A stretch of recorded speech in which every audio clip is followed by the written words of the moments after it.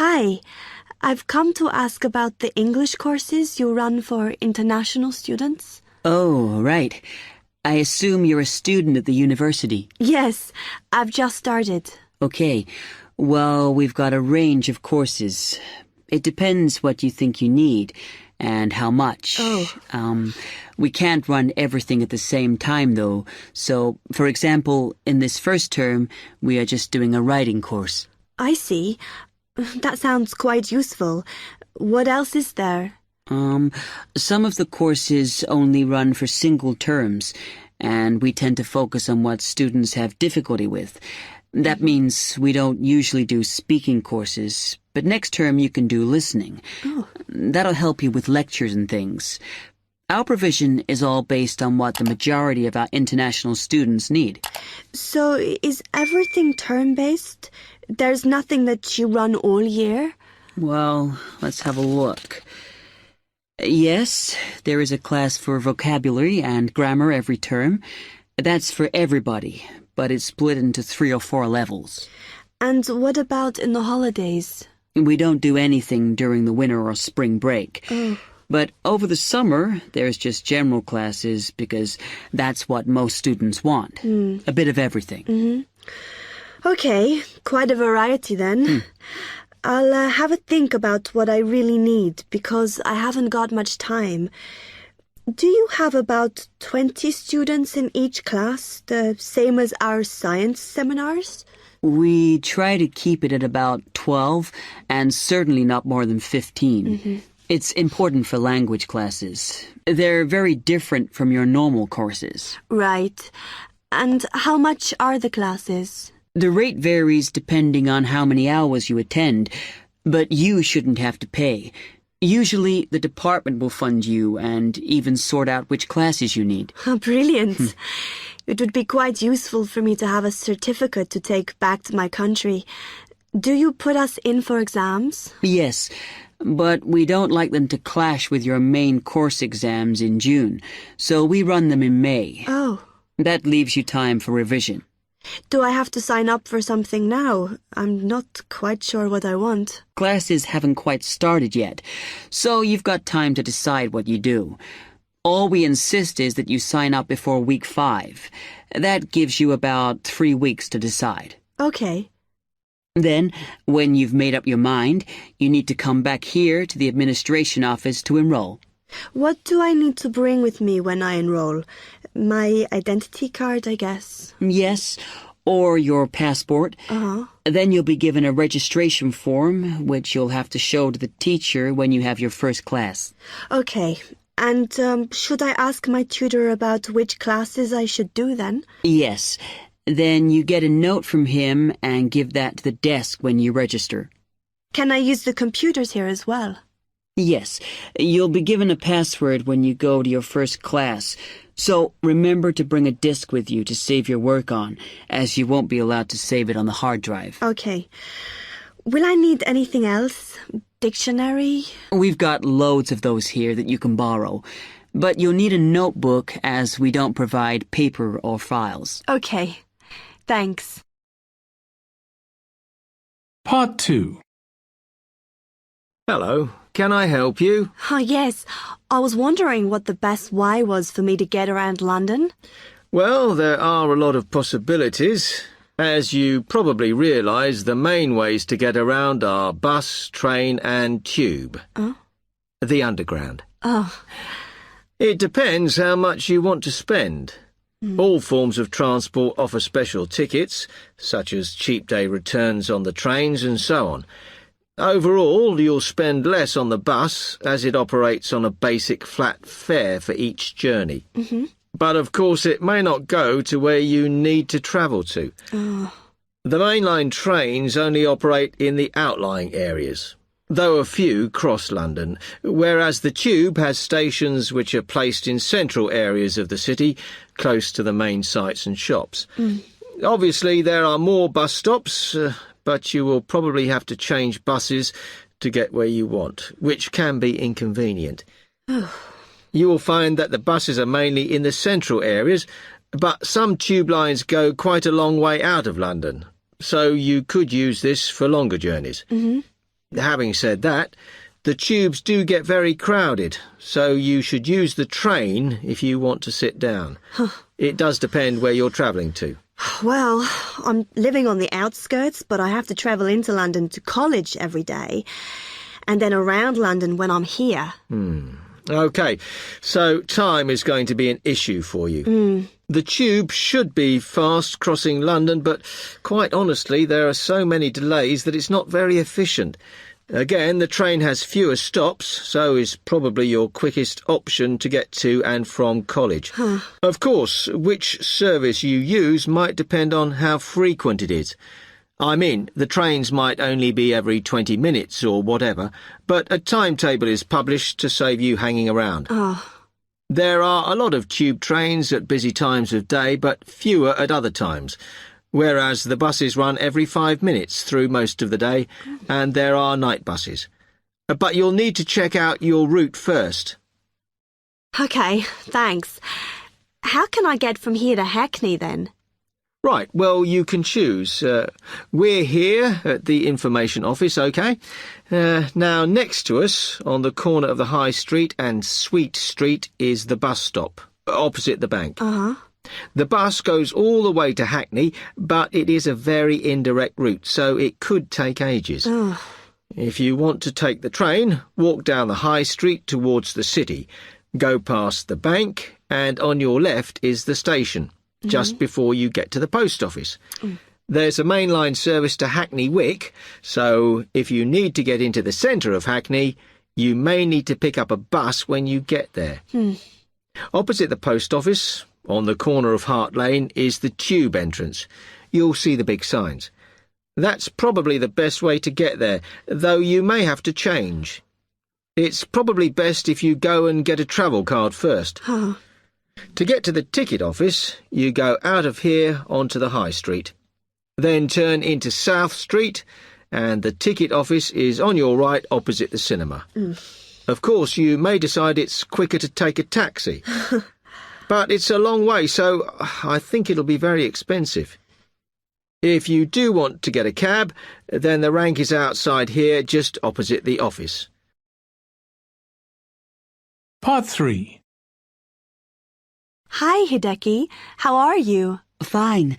I'm glad I bumped into you. Have you got 5 minutes to sit down and discuss our extra course options for next term? Yeah, sure. You mean the support courses for our modules? Yes. We've got 3 choices, and I'm not sure which would be best for us to do. Let's have a look. Yeah, we could do science and ethics. Sounds quite interesting. Yes, but I think we should be thinking what we get out of each course. So, science and ethics, there's a lot of reading and research to do. And I don't think it comes up in the exams, does it? I'm not sure. Oh, I see we have to do assignments and we get our score from that. But what it would do is to force us to get better at doing essays and reports. You know, organizing them and using the right kind of language. Might be worthwhile. Yeah, you're right. An alternative is the pharmacology prelim course. I think it's in case we want to go on to transfer to pharmacology at the end of the year, because lots of students do. So it depends what we want to do in the future. But apparently, they send you off to find out about various companies and the differences between their products. It would give you lots of practice in investigative studies and analysis. I think I'd quite enjoy that. Yes, I see your point. Then the other option is reporting test results. Sounds a bit boring. Not sure why they have a separate course just for that. Well, I could certainly do with some help in that. Because if you go out into industry, that's what you'll spend most of your time doing. So it's got a very practical application. I think I'm going to go for pharmacology. Me too. So let's have a look at it in more detail. Oh, goodness. If we do pharmacology, then we have to do a supplementary maths course. Oh no, that's not fair. Mind you, I think I need it. Does that mean we have twice as many lectures? No, this maths is only a short course. The chemistry department are responsible, and they do it in the 3rd term. So we've got all next term to settle into the pharmacology bit. I find the tutor makes a real difference. Some of them make chemistry so easy, and some of them I can't understand at all. Like that one we had from Oxford University. Oh. Mind you, the one on this course should make sense because he's a lecturer who's coming in for a few weeks from industry. So at least it'll be linked to the real world. Yeah. The project we have to do on this pharmacology course is huge, and it doesn't give us much time. We have to make a decision about what we want to do on the project as soon as we start in January, and then hand in our plans before the end of the month. Doesn't give us much time to sort out what's possible or not. I mean, doesn't the scale of our project depend on what resources we can have? Like what equipment we can use? I suppose so, though I think there's plenty available. For example, it says that if we need to do any experiments, then we can use all the equipment in the new lab, as long as we book it. Oh, okay. It's slowly beginning to take shape for me. I think it'll be a good course. I'm just worried that I get enough support to do it. I think you'll be okay. And the tutors are always available if you get stuck. Actually, it says that if you're not sure, then in December, they'll be running 1 or 2 additional seminars. So I might go to those. Actually, what's quite interesting is that at the end of the course, when our project is completed, then we have to do a presentation on it. Oh. I think that's quite good practice. A bit scary, though. Well, it shouldn't be too bad, as they say that we can do it in pairs. Spread the load, as it were. Good. I have done presentations before, but I'm always very nervous. And is the presentation what we're assessed on, then? Let me look. It says that we have an interview and we get a mark for the whole course depending on how well we do in that. Oh, right. Okay, so Part 4. OK, we've been looking at how societies will develop in the future and at the increase in the size of cities. So I want to talk to you today about the key considerations in these cities of the future. There are 3 key elements I want to look at, and these are the new features they will have, issues of size, and the main problems to be considered. First of all, individual transportation will be a big factor in these new megacities as public transport becomes unmanageable. There'll be a huge rise in the use of segways, which are personal transporters, like motorized scooters. As a result, and partly also to reduce pollution, roads will be altered so that they are narrower and will take up less of a city's space than they do currently. Naturally, this is a major change to the infrastructure, and something that may hinder it is the huge amount of investment it will require. The next thing is, what is going to happen to the commercial areas? We do not want these to become even larger concrete jungles than they are at present, so we have to look at design. And current designs for city development include building gardens on the roofs of these buildings to make a more pleasant environment for workers. And you may think that these areas will expand to cope with increased commercial activity. In fact, the prediction is that they will cover 1/5 of the area that they do at present as we build upwards. The exception to this is shopping centres, which we predict will expand with more and more temperature-controlled malls. What may cause difficulties is that the superstores will be confined to the outer edges of the city, as they will be too big to fit into the new malls. Then, of course, there are the residential areas, and these will undergo their own changes. One particular development will be houses which are built from glass, as innovations in this material allow it to provide light without causing problems with temperature inside a building. The residential areas will not be allowed to expand without limit, as happens in some areas at present, and their size will be restricted to a population of 15,000. One issue, which has yet to be resolved, and I'm not sure it ever will be, is how we manage to house older residents. They will be increasing in numbers as time goes on. Finally, how will these cities live? We know we have limited energy sources, so what will we do? Well, something currently in development, which will be a feature, is that waste is going to become an energy source. For example, to provide gas in homes.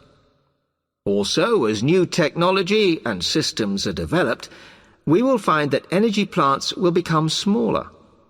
Another energy source we could use, but one which raises issues of having enough space and too much noise, is wind farms. Because of the problems, I'm not convinced these will be the grand solution to our energy problems that we thought they were going to be. Now, moving on to looking at the social aspect of cities, we need to look at housing and how people will live. Cities currently have flats in the centre, populated by single people and wealthier residents, and families tend to move to the outskirts. In the future, the centre of cities will see a dramatic change. We will see many more examples of cooperative buildings. This is where people join together to form a company that owns the building they live in.